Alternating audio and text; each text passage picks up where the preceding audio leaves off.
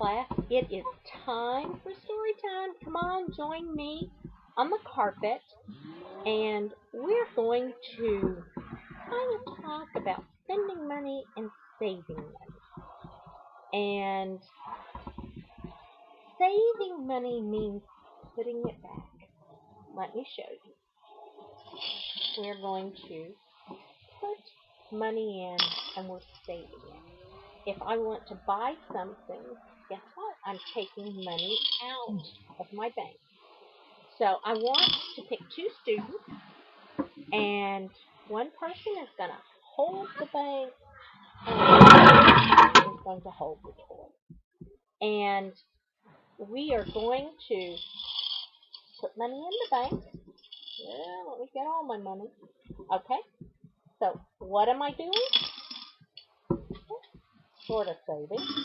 And if I take it out and I give it to Sarah to buy her toy, what am I doing? That's right, I'm taking away from my bank.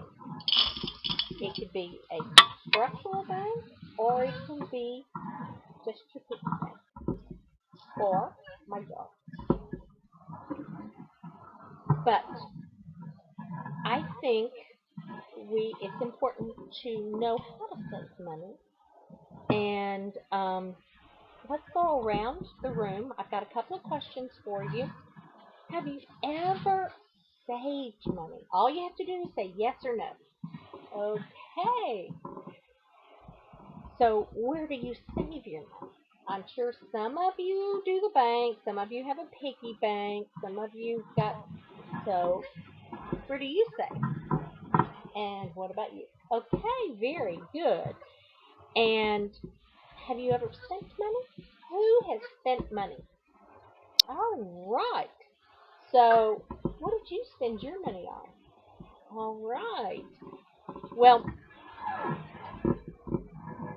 I want you to take a look at the book that we are going to read. And if you can't buy a dinosaur with a dime. And if you know the story, you're going to hear it again. If someone has read the story, you know the story, you've read the story, because there are folks, we've got some students in this class that have not. So if they need your help, I'll let you know and you can help them. But the title of the book, You Can't Buy a Dinosaur with a Dime. And the author is Harriet Ziefert. And I think this is a pretty cool book because I like dinosaurs. But what do you think about the book? What do you think? There's no wrong answer. How about you? All right.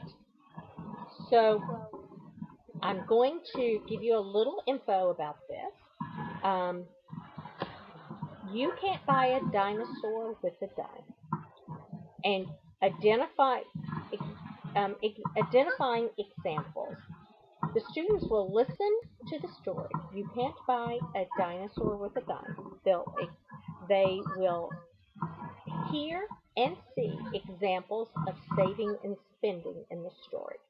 Now, I also have a plus and minus sign that will be used. We'll fold it over. I will show you that in a few minutes. And they will count 1 to 10. And we're going to count pennies. And 5 pennies equals a nickel. 10 pennies equals a dime. And we will conclude this lesson by coloring and identifying whether the picture says you're spending or you're saving. And of course, our vocabulary words are going to be saving and spending. I think it's extremely important for kids to know about spending and saving. And every time I read the story, every child has a dinosaur on a stick or chopstick. And every time I say dinosaur, what are you going to do? That's right. And we're going to say dinosaur.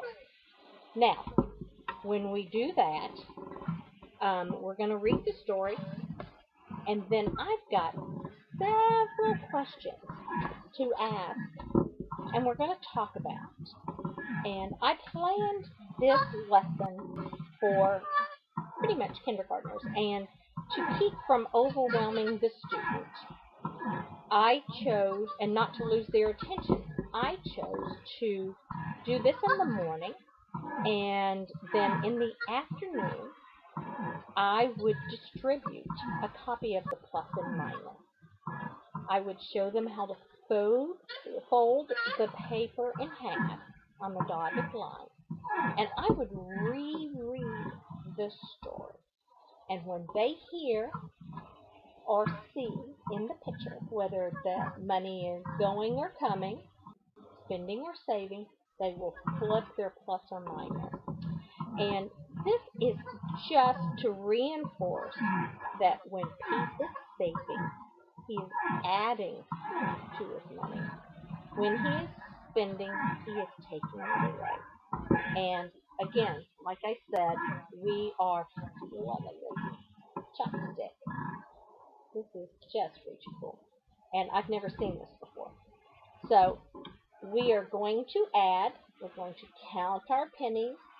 We are going to count the pennies that equal a nickel. Our nickels equal a dime. And let's get ready for our story. Pete has nickels, quarters, and dimes. He likes to buy a toy. If he can pay for what he wants, he'll be a happy boy. Here are 8 new quarters, his dad said with a smile. Pete was glad to get them. He'll save them for a while. And you see that he is thinking with a little bubble. Here's $2, all in quarters. And then at the very bottom, there is a circle that actually talks about the equation, adding more math for advanced students. Lucky Pete, he finds a dime on his way to school. So guess what? Pete gets to add a dime to his bank. I posted the lyrics to the song that I would teach the students. It is Saving and Spending, and you sing it to the tune of If You're Happy and You Know It. And, you know, kids all love to sing, and they're so excited about that.